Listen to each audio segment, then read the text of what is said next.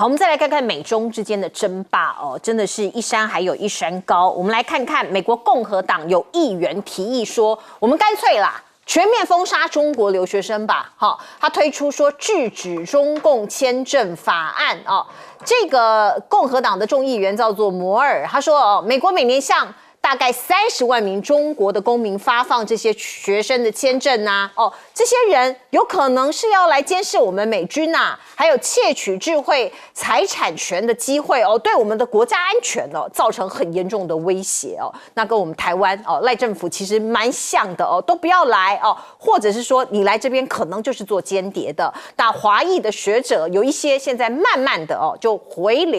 回去中国大陆了哦，包括一些科学家，像是中国学者啊，核物理学家刘畅等人，现在就纷纷的回到中国大陆去任教哦。那我们也可以看到，包括美中不是有贸易战吗？互相祭出高关税。哦，中国其实已经宣布了，说要对大豆哦，美国的大豆哦，寄出高的这个报复性的关税。可是哦，这个好像没有办法阻止哦，这个美国的大豆船往中国运。你看到超过30艘哦，美国的大豆船将运往中国，而且其中有一半呢，因为你要行走在海上哦，需要时间，会有一半哦，将在北京对美国的农产品报复性关税宽限期后才抵达。也就是说，有一半的这些船会被征高关税，可是他们还要去哦，所以呢，这个分析师就说，这代表美国对中国需求的依赖程度已经高于中国对美国的依赖程度了。好，我们再来看看，包括Walmart 是一家美国的一个连锁的大型的卖场哦，它现在其实在中国大陆哦有一个这个各种的商店的延展，它旗下有一个子公司哦。那我们也可以看到呢，现在在这个互相寄出高关税以及贸易战中间哦，我们可以看到呢，包括它的旗下的山姆在中国拥有52间超市，本来也是卖得很好啊，开得风风火火的，涵盖了28个城市，而且每一年的销售额非常高哦，超过1000亿元人民币哦，比美国自己本土的市场的收益都还要高哦。所以呢，这个像是这个沃尔玛，它就符合美国政府说吃中国饭砸中国锅的行为哦，所以有一些中国大陆这边的民众就认为你应该要在中国市场付出代价，所以这七伤拳哦。你要制裁对方，可是你自己的商人在中国大陆赚的钱的这些人，可能也要被迫付出代价。而我们看看川普他跟加拿大中间的一来一往，现在还有另外一个武器，这个武器呢是包括哥伦比亚核条约哦，这是在1964年生效的哦，它是规范美加跨国洪水的控制啊、发电啊。以及供水的问题，其实已经很久了哦，这个超过半个世纪了。可是呢，现在他可能要暂停这个两国水利共享条约的谈判哦，这也是他对抗加拿大的一个武器哦。那另外，加拿大呢向这个世界贸易组织提出一个申诉，说是这个铝啊、钢啊，这个关税不合理啊。可是现在世界贸易组织到底还有没有用，也是一个问号。而另外，我们看到加拿大的外长在 G7 的外长会前就说了哦，美国怎么可以对我们这样下重手？我们跟他是这么好的兄弟啊，如果连我们这样的盟友他都能下手，谁还能够幸免哦？这是来自于加拿大外长梅拉尼的一个说法，他觉得没有人是安全的，所以大家不要还有其他的幻想了。欧盟也是哦，我们看到欧盟才刚刚宣布说要针对这个美国的 whisky 征收50%的关税哦，川普就是立刻回应。他说如果你敢这样子做，我会对你法国的香槟还有欧盟的烈酒课200%的关税。反正随便他喊哦，这个喊得越大声好像就赢哦。现在这个世界回到了丛林法则了哦。我们看到包括川普对盟友猛砍关税大刀，欧盟的官员说你这样子只会让中国在旁边偷笑。这个是来自于欧盟外交事务高级代表卡拉斯的说法，他说这个对中国来说会是最大的好处哦，你欧盟跟我们美国开战哦，中国会得利呀。而另外美国商务部部长其实跟这个川普也是一鼻子出气，这个卢特尼克就说你看看英国跟墨西哥都没有跟我们针锋相对呀，所以他们这个升高没有把这个局势升高。那你加拿大还有你欧盟就不乖不听话对川普不尊重，所以才会有这么多的制裁的措施。而另外像是这个乱砍东砍西砍其实美股大大的受伤了。我们看到道琼工业指数连续下挫，今天是下跌了537点。纳斯达克指数是跌了将近2%这样子的一个幅度所以其实像是特斯拉现在也觉得说哇，我可能也要受伤了所以呢，这个我们看到 Elon Musk 说不会无意中损害美国企业必须要确保川普政府解决贸易问题的努力，不要在这个不小心的战火炮火中让美国的企业损伤可是现在看起来有一点点来不及了。包括航空界的大佬就说你的这个关税这么高，以后没有人要买我们波音的飞机了，包括一架787的飞机，它的价格就要上涨4000万美元。这个美国的企业界其实现在很紧张透过各种管道想要传递他们的焦虑。白宫的热线说是被这些人给打爆了，很多人透过管道去传达他们的焦虑。来请教赖老师。美国的国会议员有一些人有偏执狂了他们有种族族群的这种歧视的行为这些偏执狂的人的讲话对我们的海外的侨胞并不公平也不利你在美国，你很难去区别说这个人是来自于大陆还是来自于台湾，你很难区别他来自于中国还是来自于日本、韩国，你也很难区别。更何况美国比较好的大学了不起就是50几所，其他的大学就是一般而已。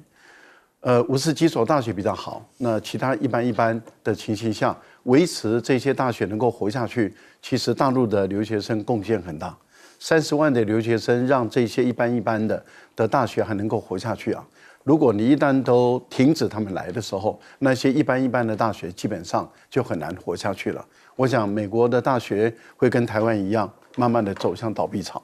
就会有很多的大学都要倒闭，它根本经营不下去。然后那些顶尖的大学如果没有中国大陆的这些顶尖的留学生去的话，那些顶尖的大学也很难再维持领先或者顶尖的这个地步。为什么？因为我们自己在海外读书我们都清楚知道其实我们的老师也需要我们不是我们也需要我们的老师，可是老师也需要我们好的学生因为尤其是越顶尖的大学，对，他越需要这些顶尖的硕博士生，因为我们是可以帮老师做很多老师没有时间做，或者是我们可以想出很多老师原本不见得想得到的东西。我们跟老师学，老师也会从我们的研究中发现，原来这个东西还可以这样看这是一个教学相长嘛。那你一旦都断了以后我敢保证，美国的大学的这种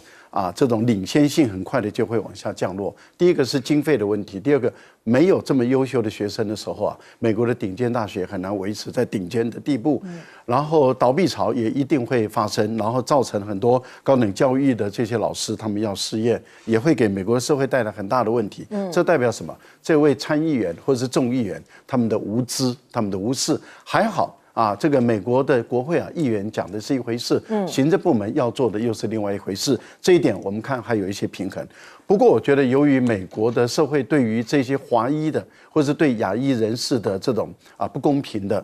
不健康的一个态度，就造成了这些顶尖大学的这些顶级的学者纷纷的离开美国，回到这个中国大陆来服务。我觉得这个对于美国来讲也是一个很大的损失沃尔玛的这样的一个歧视性的行为中国大陆的商务部很快的就发动了也就是很快的就反应了，而且很快的就做动作了。这个约谈是非常小可约谈就是直接告诉你我已经知道这件事了，因为大陆的法律规定，如果他们的企业受到歧视性的行为的待遇的时候，有义务要向他们的商务部来回报，让商务部能够第一时间掌握所有的讯息，维护他们的商家的合法的权益。所以大陆的商务部马上约谈沃尔玛，其实会有2个作用。第一个就是沃尔玛在中国大陆的生意还能不能做下去就是要看沃尔玛自己的态度了。第二个就是沃尔玛的生意在美国还能不能做下去，也要看沃尔玛的态度了。为什么？沃尔玛在美国的商品60%是来自于中国大陆。一旦沃尔玛被列为不可靠实体清单的时候，大陆所有的厂家、纺织啦，所有的家电都不会跟沃尔玛有合作的话，你的商品绝对会空。40%的商品你根本在美国你也卖不动，更不用讲你在大陆了。是，来请教董哥。其实我们可以看到美国当然个别议员有这些的讲法那台湾的媒体喜欢拿来做文章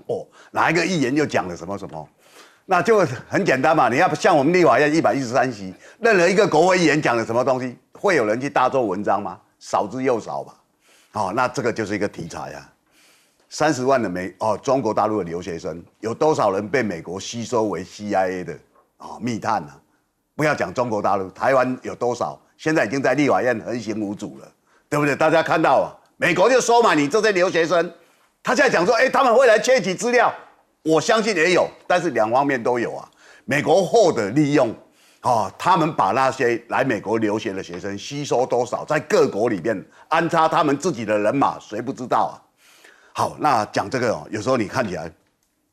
为什么呢？因为川普现在很多政策整个世界都改变了，这改变是好是坏，其实后果难料，但是以现在的方向来讲，好像没有很好川普他先从国内动手，多少公务人员被他裁了？今天联邦法院今天宣布，这些人统统回任，你没有法令依据美国司法部说我们会上诉那官司继续打嘛。大家可以看到，因为我们很少看到川普把自己搞得像皇帝我不必去理会那些法律，那我想做什么就做什么。所以今天可以看到，关税随他讲，要抵制谁随他讲。要找谁谈或要俄乌战争停，好像都可以由他来操控，不一定因为过去美国有很多盟友，现在美国的盟友没有一个相信他。过去对美国最忠心的是加拿大，五眼联盟跟他领土交界。美国告诉加拿大，有一个叫孟晚舟的人，她是华为的小公主，她会过境你们那里，把她抓起来。她有没有犯法？没有。她有没有被通缉？没有。她有没有什么前科？也没有。加拿大就去抓。把孟晚舟把他限制居住3年，什么都没有。加拿大是一个国家吗？有法律吗？没有。他是美国的小弟，对美国言听计从，美国叫他去干嘛他就去干嘛。他现在的下场是如何？川普本来就很讨厌杜鲁道，他认为他是双面人。好，那杜鲁道在川普当选说要课征高关税，跑去川普的家里找他2次，说好收歹，川普照样课，他才不管你现在已经没有什么敌人或那个，只要没有给美国好处的都叫做敌人。现在川普的定义是这样。所以欧盟不要在那边哀哀叫嘛。当初欧盟为什么会成立？欧盟成立本来就是要对美国这个经济体全世界最大经济体是美国，欧洲这些国家不联合起来打不过他，对不对？东南亚协约联盟不联合起来打不过他，大家团结起来，还有不是要跟他一搏，而是我们对自己很多关税，大家可以免关税，那大家可以互利嘛。那现在欧盟被川普抓起来打了半天，那今天看到了欧盟还要用抗中牌所以你川普你如果打我们欧盟中国大陆最高兴。各位，我们现在看全世界这些东西，出了什么事情就把中国大陆抓起来中国大陆留学生会偷我们的科技，现在中国大陆的科技。很多你认为的科技都比美国还进步了，都已经世界上认同了，所以不要再开玩笑了。来，舰长。3月初的时候中国大陆宣布了对美国的这一些农产品施以10%到15%的一个关税那在这个关税情况之下，其实有30艘船装满了大豆，那从美国开往中国大陆。那在这其中呢，实际上来讲。一共200万吨，但是在宣布之后开始实施之后，有136万吨没有办法适用之前的便宜的关税，也就是要适用增加的10%到15%的关税。那其实我们来看也就是这个有关于美国的大豆的部分呢，其实它只占中国进口大豆的1/5，那其他来自哪里？其他来自于巴西啊。那这个状况也不是说最近才形成的，而是这一连串慢慢形成的。也就是我们看2021年的时候啊，其实我们看红色的这个部分啊，也就是向美国采购大豆，一共是410亿吨啊。那到2022年的时候是430亿吨，那其实是慢慢成长，但是很快的到2023年。拜登开始搞贸易战的时候，就快速的下跌啊。那也就是说，中国大陆早就准备好了，根本不怕你这样的贸易战啊。另外，现在美国啊，不断的自以为是，以为说把这些中国大陆之前的留学生，或者是现在在美国任教的这些教授呢，全部赶回中国，那他们就拥有国家安全了。第一个。你抓到了人，你直接就宣布是谁嘛？你又宣布不出来，意思就是我要陷你于罪，觉得你中国人你就是来刺探军机的。就正如刚刚董哥讲的，你真的确定你美国是科技的最领先吗？你不是。那我们刚刚讲到的是流畅它到底专精在哪里？在等离子体以及核聚变。等离子体可以转化为有关于逆中战机以及逆中舰的表面的等离子体。第二个，有关于核聚变的部分，现在中国大陆不是在研发7000吨的核潜舰吗？还有关于核航空母舰吗？核动力的航空母舰吗？流畅回去是不是一个助力？而且。就在这2天，还有关于穿戴装置的这一个运国林教授，那还有有关于锂电池的学者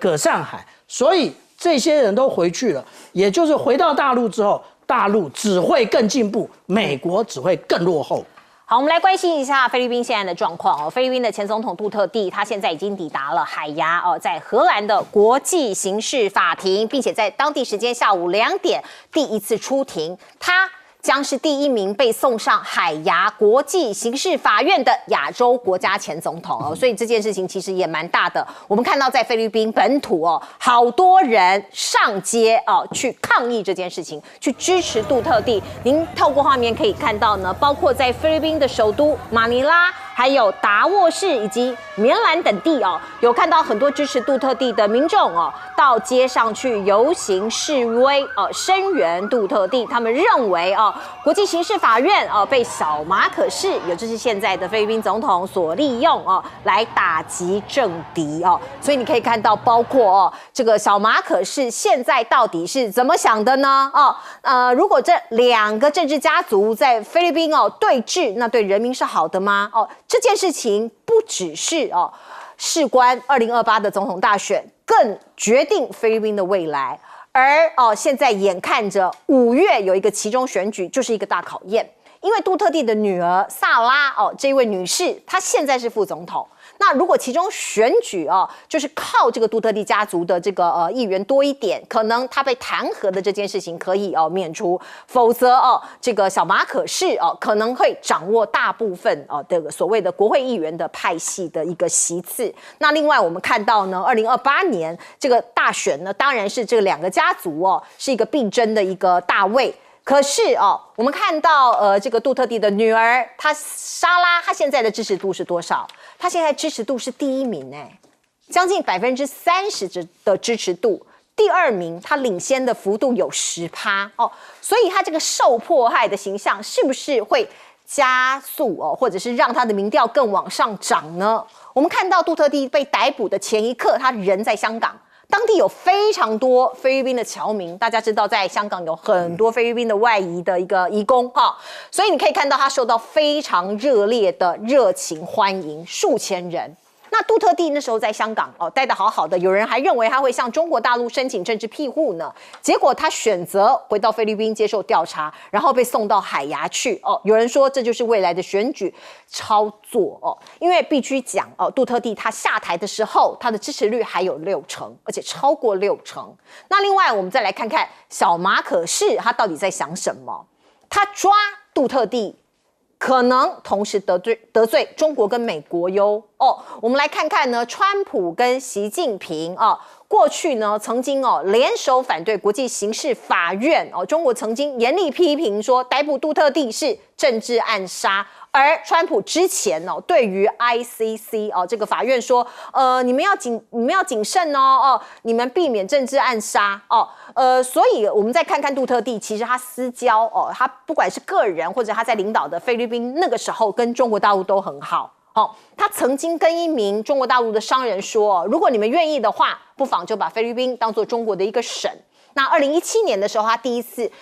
做了一个中菲基建合作的开工仪式。2018年，习近平有到菲律宾去访问，还签署了中菲油气开发合作备忘录。所以你看到呢，他不仅跟这个习近平有交流看起来关系不错，他跟川普其实也是麻吉麻吉请导播让我们看看这个画面杜特地有菲律宾版川普的称号那他在任内呢比较亲共和党，跟民主党的关系比较差。您现在看到的是2017年的东协峰会，那个时候川普跟杜特地关系很好，两个人还手牵手，并且举杯碰杯笑得很开心那川普也曾经打电话赞美杜特地打击非法毒品做得太棒了。所以很吊诡也很讽刺的是，杜特地这一次被这个 ICC 所逮捕的理由就是他在扫毒的过程中打死了太多人。那另外我们看看菲律宾在小马可仕的领导之下，现在有碰轰吗？说是自己讲有3件在黄岩岛附近开炮，可是实际你去看它它的位置它的演习的位置距离黄岩岛有425公里，其实根本就在自家门口。而另外还有一个这个所谓的坐滩的那个军舰大家记得不是那个时候还有很多的这个纠纷吗？还有擦枪走火吗？最近突然浓烟滚滚那菲律宾就说这个是他们在做消防演习，可是实际去看被踢爆疑似是在烧垃圾所以可能是在碰轰啦。来请教赖老师。我们台湾的我们的观众朋友您如果再想一下杜特地上台之前的菲律宾的情况，你还记不记得那个广大兴号，我们的台湾的船长被杀那个时候菲律宾的整个社会治安，整个政府应该已经陷入失能的一个状态。警察白天是警察，晚上是盗匪，所以台湾很多的观光客或者很多的商人在菲律宾被绑架、被勒索。我们很多的船被扣在菲律宾的港口里面，等着我们去付赎金把他们带回来。而我们的渔船是根据我们的法律的规定来捕鱼的，而菲律宾的海警是违法的把我们的渔船带走，所以那个时候引起我们台湾很大的民愤。那我们南部的渔民也很痛苦。后来广大兴的船长他认为说，你不能够我合法的捕鱼，你怎么可以这样对我？然后不愿意被他拘留的时候，他们就拿枪扫射，把我们的船长打死。那时候引起台湾民众很强烈的愤怒跟反感。这是除了警察整个失能、社会秩序治安不好，还有一个最严重的地方就是整个毒品泛滥到学校里面，到小学到中学。菲律宾人痛苦的不得了，一点办法都没有，整个政府失能。杜特地上来了以后，铁腕的镇压，一方面提高警察的待遇，二方面整肃贪污的警察，三方面对于毒枭毒贩那么毫不留情。这样的一个情形下的时候，你看杜特地的6年的执政，他下来的时候，他的民望支持度88%，这史上最高。也就是说，绝大部分的不管哪一个政党。不管南部、北部，几乎绝大部分的菲律宾人都肯定杜特地对菲律宾的贡献，不但把社会治安搞起来了，把经济状况弄好了，把基础建设都在兴建中。是，所以整个菲律宾人对杜特地是支持的，是怀念的。但是，美国 USAID 就是马斯克所要砍掉的这个机构里面所资助的这些所谓的 NGO，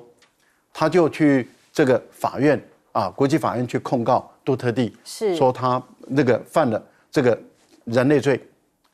那杜特地现在被小马斯克他这样子非法的，因为他是非法的哦，把他移送到这个刑事法院。刑事法院的现在对杜特地的审判，等于是对着整个菲律宾绝大部分的选民在对着干。你想想看，这个刑事法院如果今天违背整个菲律宾人的民意啊，这样对着干的时候，他在国际之间的公信力会堕落到什么程度？是这个国际刑事法院变成是一个罪犯的法院，这才是最严重的事情。所以我们也密切观察5月的期中选举，菲律宾会怎么样走？我们进一下广告。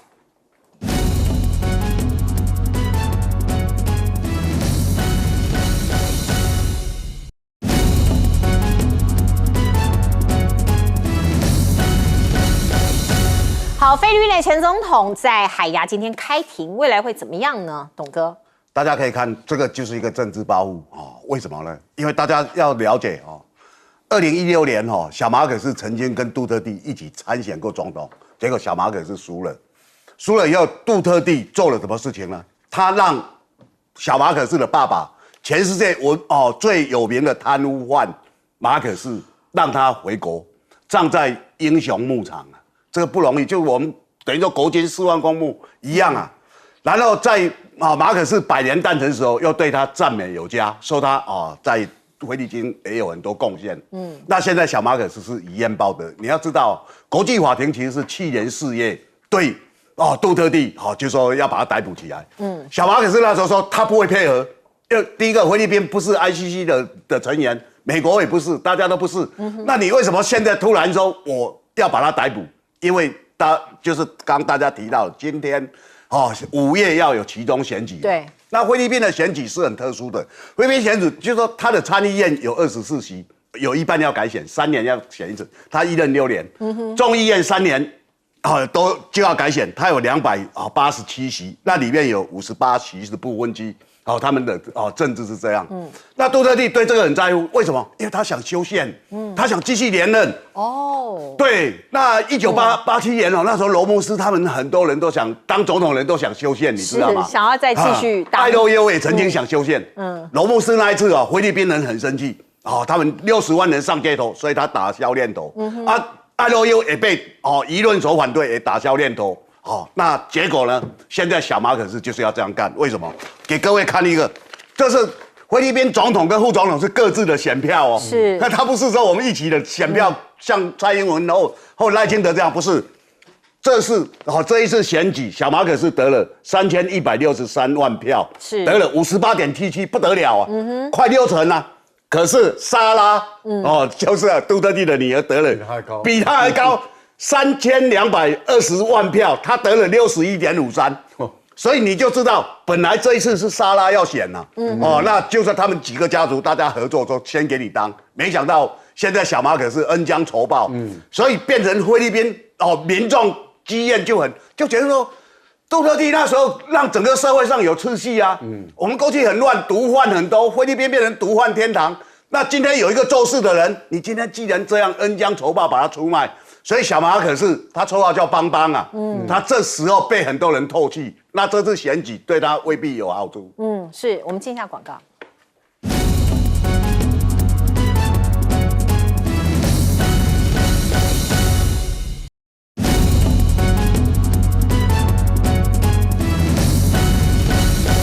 好，我们请教舰长。有关于菲律宾他其实他就碰风说他在黄岩岛附近进行这个实弹射击那问题是它距离这么远距离黄岩岛的距离这么远，而且它距离这么远，是不是等于他已经默认了黄岩岛对于中国对于黄岩岛的主权部分呢？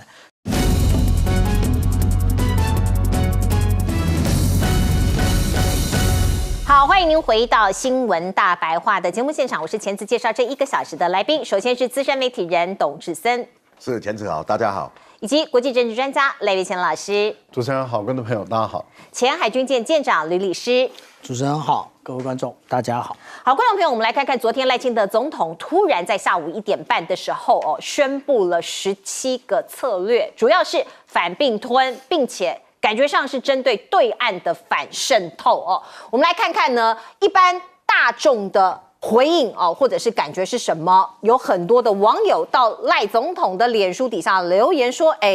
你是不是想戒严呐？战争的时候，儿子要记得回家保家卫国哟。我讨厌蒋公，推翻蒋公，理解蒋公，成为蒋公，跨越蒋公，超越蒋公。其实某种程度是在酸他啦，说你很讨厌威权呐，你讨厌过去的蒋家的这个治理，可是你自己越来越长得像你讨厌的那个样子。”好，我们再来看看，包括观光业者，他们当然觉得非常严峻呐。他痛批说，已经成为炮灰，干脆宣布戒严算了啦。他说，这个不具名的观光业者告诉记者说，政府把业者绑在抗中保台的列车上，推出去当炮灰，很不公平。如果要把大陆作为敌对的国家，不如干脆宣布戒严，直接拒绝与大陆往来，这样更干脆啊，这样更干净啊，不用在那边谍影幢幢啊，赖清德说没有选择，只好重启军审我们看到吴京杂志说，我们已经一只脚踩进准战争状态，讲得很惊悚啊。上一个阶段的这个来宾郭正亮哥也是这样讲的啊。我们来看呢，这个吴京杂志是怎么说？他说，不管你我认不认同，我们恐怕已经不是活在一个和平的年代了，或是更具体的讲，我们已经一只脚踩进战争或者准备战争的状态。到底为什么这些人会这样想？为什么我们没有这种感觉呢？是谁在鼓吹战争？赖清德说中国是敌对势力有人就酸说你赶快飞 ECFA 你还要跟他做经贸往来，都已经要打仗了呀这个是某一个这个粉专说的这个就是双标嘛。那赖总统端出17项国安策略，有学者就讲他是桂鸿成，他就说赖清德犹如宣布台湾已经进入了准战争时期，也为其可能滥权与扩权建立了正当性的基础。因为发生战争啦所以总统握有最大的权力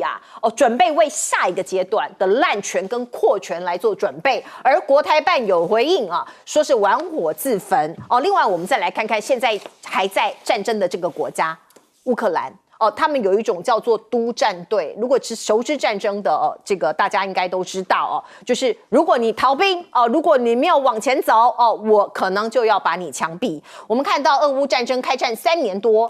乌军累计的阵亡人数大概43000人。乌军阵中这个临阵脱逃的逃兵人数大增，已经超过9万，这是我们能查到的数据。那实际有多少，其实我们也不知道。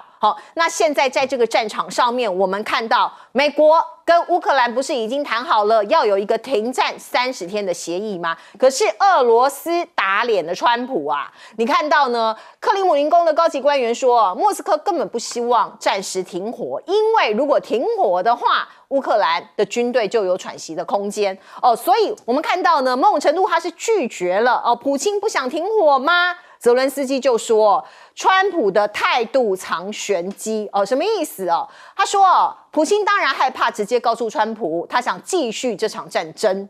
俄罗斯不想要和平，而是在拖时间。那我们再来看看呢这个所谓的战争是不是真的无望了有北约门口集结45轰炸机跟乌克兰和谈卫星照，暴露了俄罗斯的实际行动这张卫星照是从保加利亚军事网截下来的。他说看到10架北约代号为熊 H 的战机，以及35架代号为逆火 C 的轰炸机。他认为这个在2023年5月的时候呢奥列尼亚军机也有集结那个时候没有多久，俄罗斯就对乌克兰城市进行了大轰炸。所以他认为像这样子的大规模部署可能就是进攻的前兆。所以这个战场上不但没有和平，恐怕还有更大规模的战事发生吗？哦。那其实有一些人就说，这个美俄啊，其实都想要发欧洲财哦，所以都在想说未来啊，北溪管道啊，怎么样去争取啊，我们看到包括这场谈判的内部人士就说，美国打算施压欧洲降低关税，同时让俄国能源透过美国企业的掌控的管线输往欧洲。战争还没有完全结束，大家都在做利益的计算了。来请教董哥。其实大家可以看到赖清德这个动作，很多人觉得说哇太意外了，怎么是这样？那我觉得他其实规划非常久。我们知道现在台湾一个氛围就怎么样，大家在讲以美论，美国人在立法院养了一堆间谍，然后到底是在干嘛？是民进党的这些人，所以他们现在想把整个方向把它导引。那当然今天是中国大陆反分裂国家法20周年，他本来就会有一些活动，赖清德抢一天。他希望说，我能够显示我们也有一个反渗透法，然后延伸国安法。那当然，赖清德希望说，自己找他一天呐，这种心态就是他过去长期以来自卑感所引发的一个心理反应。但是我们知道，现在不管所有的动作，其实民进党或者赖清德他在做的都是为了大罢免、添柴火。这些东西如果提出来的话，蓝营、白营的人如果反对，你们就跟中共在唱和，你们就不顾国家的安全。然后他一直要往那个方向把你往那个方向推了以后，然后人民就出来了。你看没错啊，蓝白就是跟中共唱和啊。大家看到今天的民调出来了，50几的人认为蓝白删预算删太多啊，就这个就可以看到了尤英龙老师所做的调查。但是有没有太多呢？没有啊。因为我们看到这个就。民进党的优势就是他铺天盖地的媒体跟网络，他去造谣啊。那你看到2天前，陈淑芝就是我们的主计长，他自己讲啊，没有啊，我们的总预算今年比去年多了1368亿啊，实际都多啊。那些部会首长上台也都讲是比较多啊。那为什么人民会认为说删太多？因为他们发现，他们用铺天盖地的方式去做宣导。然后在网络上再带风向，人民就会有那个感觉蓝白把预算删太多，妨碍国家的建设，跟对岸在唱和，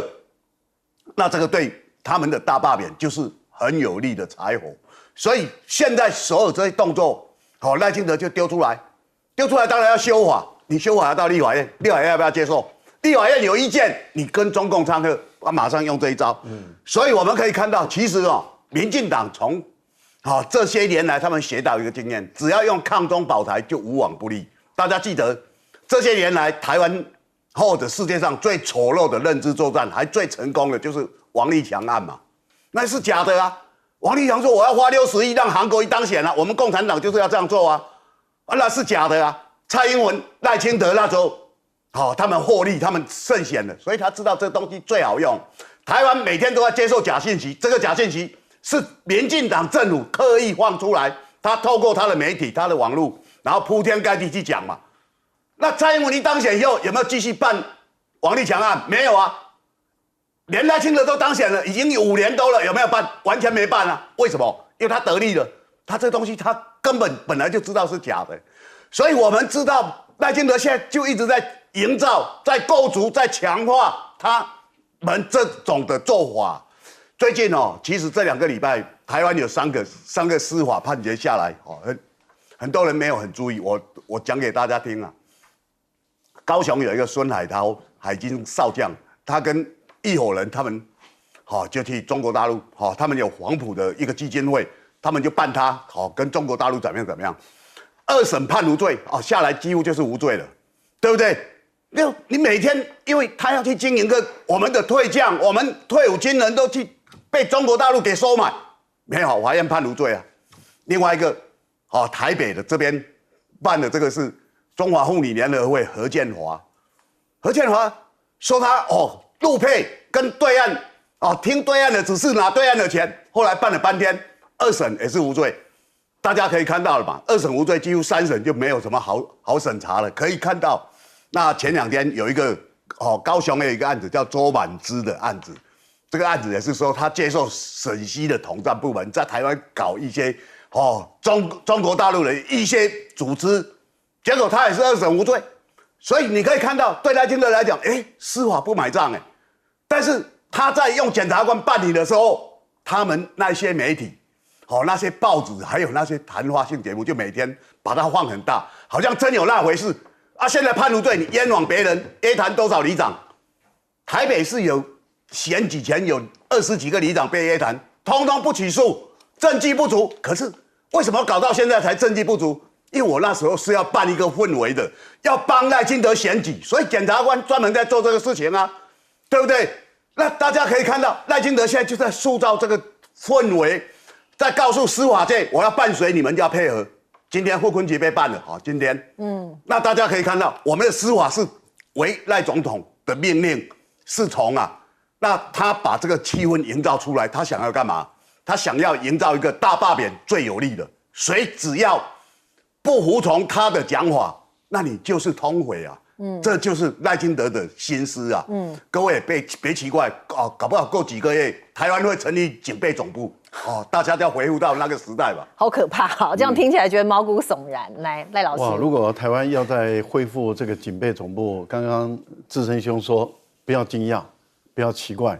因为这是赖清德一步一步的策略。我们就回想起去年12月的时候他把宪兵从5000个人增加到11000人。当时在台湾很多人就说，这个动作太奇怪了，有可能有2个目的。第一个目的就是要搞一个战时督战队。当时很多人都这样说。第二个目的就是要搞戒严。当时就认为说，不然宪兵跟直接的作战，其实它并不是第一线的战斗部队。对，那它是我们叫做军中警察。类似这样的一种角色，那它基本上是督战用的，还有就是去戒严的时候去逮捕人用的这样的一个情形下，所以当时就有很多的猜想。结果韩国爆发了这个戒严的时候，你看民进党的就有人在议会党团里面第一篇文章就出来了，支持声援韩国的戒严令。这个时候在台湾引起了哗然，大家才发现说，原来民进党真的是先搞宪兵的扩编，从5000到11000人。原来这个不是推论，这好像变成真的了。因为民进党支持韩国的戒严，可是等到美国的态度转变了，美国说：“我没有同意戒严哦。”这个时候，民进党赶快把那文章抽回来。好，现在果然大家看到了，恢复军事审判。那恢复军事审判制度，大家就会觉得说，那军事审判当时就是在战争时期，就是蒋介石在当这个最高的领导人的时候，他所设立的军事审判制度。然后这个军事审判制度一直到战后，也就是对日抗战到内战结束以后到台湾来，还维持这个军事审判制度。好，后来洪仲丘的事件发生，民进党上下主张要废除。而当时很多军方的人、很多民间的人士、法界人士说，这个其其为不可，反对这个是危险的事情，因为军人犯罪还是要由军方来审判。但是当时的民进党用排山倒海的力量来，一定要废除。好，那现在赖清德又回来了，所以我们合理的推断，赖清德是蒋介石的门徒。他是现在的他的做法，很明显的就是扩编宪兵队，然后当然宪兵队不是赖清德扩编的，是蔡英文扩编的，但是还是民进党啊，所以民进党先扩编宪兵队，然后再声援这个韩国的戒严，然后现在果然把军事审判制度想要恢复了，那要不要重新修法呀？刚刚志成兄讲的你废除的时候根据法律，你现在恢复的时候也应该根据法律啊，你不能根据行政命令啊。不能根据国安会的决议，你还是要根据修法。好，你要在修法的时候，你就要开始栽赃抹黑那些反对分裂的、反对恢复的人。好，那问题就在于，当时主张废除的是你民进党，现在主张恢复的也是你民进党，所以你民进党就是每天打自己的脸，打自己的脸还毫无羞耻感这个糟糕了。也就是说，如果我们的台湾的政治发展到政党的人士跟政府的执政人士，今天打昨天的脸，昨天打前天的脸，而都不以为羞耻，也不以为意的话，然后在那边巧言令色，那我们真的按照孔老夫子所讲的，这种人就是先夷人啊，难夷哉啊！就是说，这种人已经是寡廉鲜耻啊，寡廉鲜耻到这种地步的话，那就禽兽都不如了。我们都知道禽兽都有反哺之心啊，但是连禽兽都不如的时候，这种人就绝对是连反哺之心都没有，那也就是真正的寡廉鲜耻到极致。哇，那我们真的是台湾的政治发展到这个地步，真的是令人恐惧啊！那问题就在于他会不会干下去？如果哪一天就宣布成立警备总部，还真的大家就不意外了。原来他是一步一步在走来，所以很明显的，赖清德，你赶快把蒋公的铜像再恢复，旁边放你一个小铜像，因为你是蒋介石的真正的门徒，你就在旁边放一个小铜像，然后拉着他的那个裤脚，说我是追随你的，因为你要怎么干，我都跟着你怎么干，我要恢复军事审判，我迟早也会恢复这个。戒严恢复，我也会搞一个警备总部出来。我们都说它是双标，可是他们的说法是说时空环境不同，现在跟以前已经不一样了。这句话可见泽伦斯基他没有学到，不然他也可以说时空环境不同。那也就是说，他当初说一心一意要加入北约，现在眼看加入不了，他就说欧洲派部队。那欧洲其实愿意派部队的国家，虽然大家都说愿意啊，可是真要派的时候，没有人要派。现在普丁他说他原则上同意停火啊，然后而且呢，他觉得这个本身是正确的 ，but 他讲了一个但是，这个但是后面才是重要的地方嘛。他说有很多问题需要讨论，什么问题呢？他明明在库斯克打了大胜仗，我们来看这个是3月10号的，那这个是3月13号的，那我们就可以看到这个有关于蓝色的这个区域呢迅速缩小，为什么？因为除了北方，他们从北方派了2个集团军之外，另外他们还有300个人从那个天然气管冒出来，那前面300个人，后面还有500个人，不断的加码，然后那这800个人呢，直接的到了乌克兰的指挥部旁边，所以为什么乌克兰一泻千里啊？那结果呢，我们看到这个普丁呢，他到了库斯克的前线，他到了前线之后，我们仔细看一看他手上是有地图的，但是这个地图呢，他这里有2张啊，那他在这2张里面呢，其实到底说了什么？那我们仔细的看也就是说，其实这2张图，这一张大张的大家看不太懂，它这个长长的是什么？可是这小张的上面有2个耳朵，那这个耳朵是什么？这个耳朵其实就是库斯克的部分，然后从这个长长的是什么？就是从库斯克一直到莫斯科。所以我们讲到说，这一个那个普丁他心里想的还是有关于莫斯科的安全的部分不过我们讲到有关于赖清德总统他提出了这17项策略那我们必须要这样讲那个现在无论是国台办或者是外交部都已经发表严正的说法了，现在唯一还没有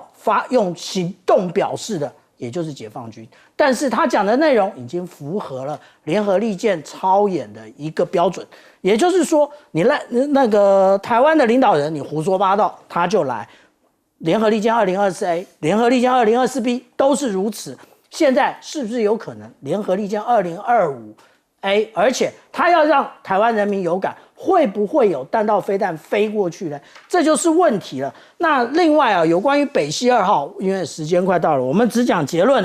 也就是俄罗斯卖能源，美国负责运输，大家意外了吧？美国原来在北溪2号里面要插一脚，然后欧洲呢只能乖乖付钱。但是如果换到台湾的话，也就是大陆收回台湾，美国得到台积电，台湾人民连1国2制的资格都没有。